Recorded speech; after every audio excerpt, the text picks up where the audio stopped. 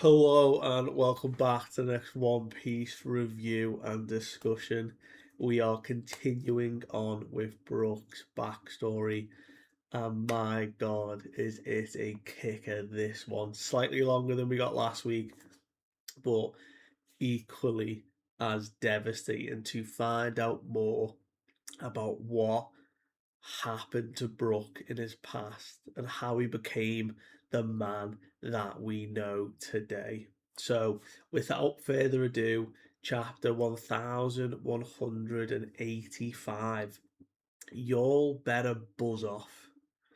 So, the cover story request comes in the form of Hancock preparing or sort of practicing her cooking skills in order to obviously impress Luffy, and she's doing a terrible job burning a whole bunch of meat. So she's got a long way to go, but she's getting there for obviously for Luffy's sake. But nevertheless, we have Brook to discuss. So last we had left off, we were delving into Brook as a 27-year-old commander of the Corpse Guard here in the Asparia Kingdom, and he was training a 14-year-old Shuri. Now, she was certainly getting quite advanced quite quickly. She was also very infatuated with Brook, and she was fending off suitors because A, they weren't strong enough, and B, they couldn't play music well. So she was looking up to Brook, but Brook only had eyes for every other woman, and obviously Candela, who was Shuri's mother. Now, Shuri was asking Brook about, how things were when they grew up. So within this backstory, we got another flashback backstory of Brook at 11 years old, explaining how he became in debt to Reuven, who was the prince at the time, now king, and what it was that set off their like deep bonded friendship and trust with each other. So we saw a young Brook living in a junkyard, wishing he could go to school, playing on instruments that he like built from scrap and not playing well. And on a very fateful day, Prince Reuven happened to just be strolling by because whether he wanted to escape the palace or whatever reason, he stumbled upon Brook, and they became these unlikely brothers who spent all their time together and over weeks and months developed such a bond of friendship that Reuven like always wanted that time. Like that was his reason to get out of the castle, was to come and see Brook.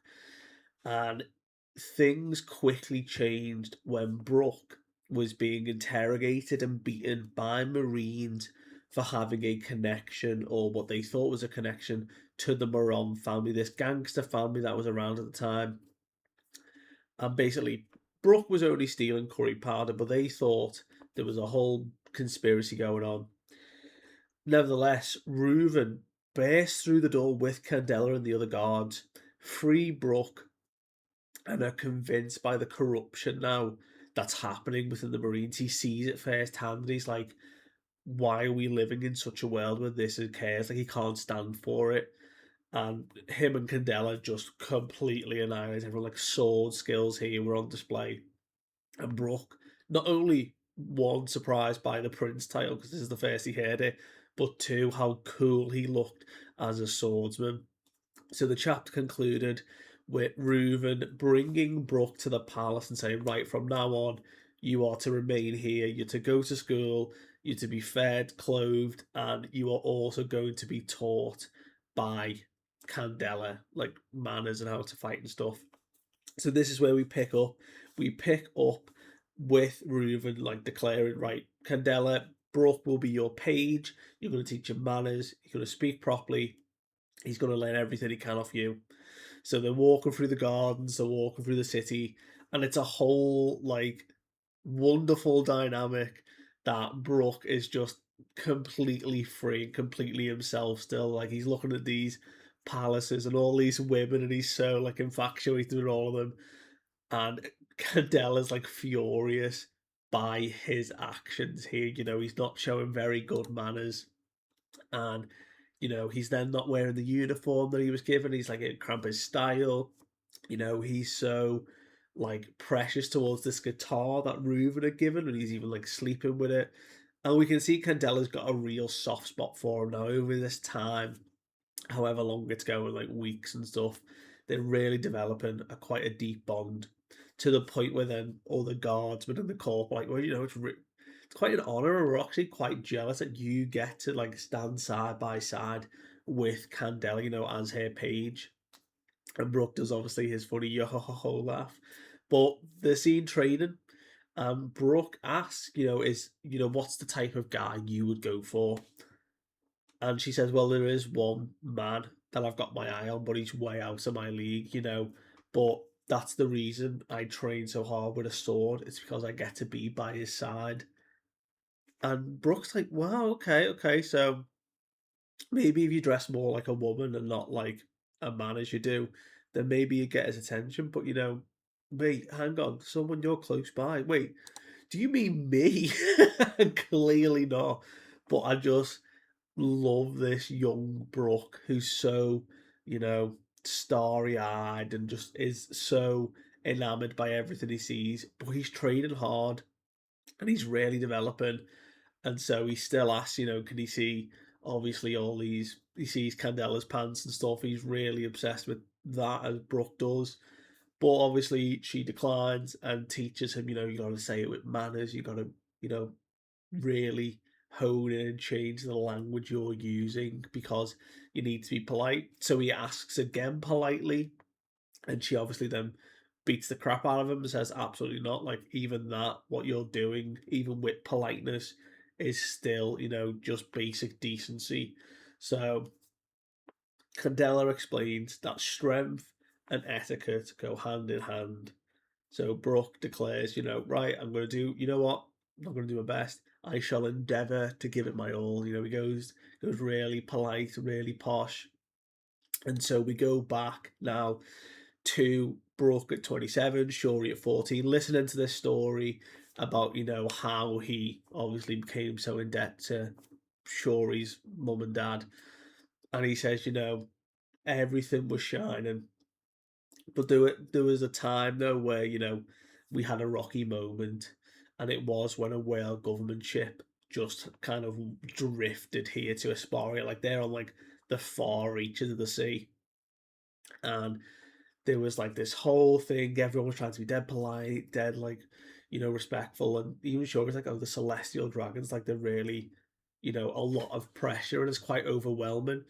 And Brooke was like, well, no doubt, Princess Candela, well, she wasn't princess at the time, but Candela was in bed for like months afterwards because of stress. So like the whole ordeal of it all, like she was just like really down. And Brooke was like that put a really like dark cloud over the kingdom. Everyone like felt it back then. But the sun rose again, and everything was fine. But it was actually just the beginning of what was to come. You know, there was a lot of happening because then your father, that rugged prince became king, and then obviously married your mother Candela, and then everyone was like lively again, and there was concerts and music, and she is just so enamored by Brooke, like explaining this story. Like you can see it in the facial expressions that I was drawing here, like how intently she like hangs on Brooke's words and song and is really listening. And then he obviously begins to talk about like, that everyone then wanted to see you, Shuri, when you were born, and all that blessing that it was of your birth. And he's like, I'm getting off topic, but I'm painting the picture as best I can. But I love your folks. I'm in love. And she's like, oh, so mum and dad, you really care about them. So, Brooke, what if I was in danger? And he's like, obviously, I'd lay down my life for you in a heartbeat. And she was like, is that only because I'm their daughter? And he's like, no, it's because you're you. And she was like raging then, being like, you're supposed to say it more wholeheartedly. She was trying to like obviously base him into it. She gets all angry and then immediately 180s when he brings out a lollipop. So clearly, sure, he's got a bit of a sweet tooth, but we can see the training continues. We can see like piggyback rides and like she's talking to her mother and father. And there is obviously a whole montage here where, Brooke and Shuri really like grow up with each other here. We can see like this one panel of like Brooke measuring her height as she's like trying to get taller and like all these like little adventures to go on. And the overarching theme of like this page was if Shuri wanted time or freedom away from her parents, there is a song for that, and it is "Y'all Better Buzz Off." And it's this whole overarching theme now from this point on about this song, about like that freedom and standing up and like wanting your own thing. And it is really sort of interesting to see the bond that they've formed. So this is now over like a year has passed, and it is in Shuri's 15th year that music died in the Asparia kingdom. So during this year, a thick mist sort of enveloped the whole country and it destroyed all of the instruments. Everything became like this like smog and it swallowed the island whole. So much so that no one could play music in the streets. There was no singing, there was no melodies, and a toxic like cough began to spread amongst thousands of people. And Candela declares, we can push through this. The fog will clear. It must. And then it jumps to Candela at a funeral, specifically Candela's funeral, and it was this unimaginable tragedy that no one was expecting, and the kingdom was suffering greatly now. And even though the fog did clear, it left a huge scar. Now, we don't get an immediate explanation here as to where this mist or smog came from to begin with, whether it was just a natural occurrence. I have my doubts, but it certainly could have been some nefarious purpose, all to remove Candela from this position. So we go over now to the castle, and it is someone declaring to Reuven, no king, we haven't got enough to pay the heavenly tribute to the world government. What are we going to do? And while this is going on in the palace, just outside, Brook and Shuri are training like always. And Brook says, whoa, princess, slow down. The way you fight and move, like it's almost like you can see the future. So Shuri, at this age, is training so hard that she is potentially leaning into, advanced observation hockey, if not like getting some conquerors, maybe some armament. Like she's really pushing ahead, but definitely from Brook's comment here, she's unlocking the observation. And I think that's really cool as well because she does have those like mismatched coloured eyes. But they talk about, everything's dreary. Father, it seems like really troubled lately. And Brooke's like, I have an idea why, but, there's nothing we can do. I will just simply follow him to the end, whatever he decides. And she's like, well, didn't you want to be a pirate, Brooke? Like, why don't you go out? And he's like, oh, I'm happy to, put my dreams on hold to repay the debt. So Brooke still does want to be a pirate, but he's so in debt, or he feels noble enough that he will put those dreams on hold for Reuven. And the panel next is Reuven, so like rugged, so tired, so just done with the world, because he literally declares the world government is our enemy. This means war. And Brooke, not even a hesitation, just goes, understood. And so they have 2 months to prepare for an armada that will appear, and they have no intention of handing sacrifices over because Reuven explained they have demanded 1,000 slaves. And he says that is a fate worse than death, so I will not condemn my people to that. So while Brook is, moving through the streets trying to keep everything jovial, singing songs, the whole society is collapsing to this news. Like they don't want to become a lawless zone. They just want to survive this as best they can, but Brook's trying to cheer them up.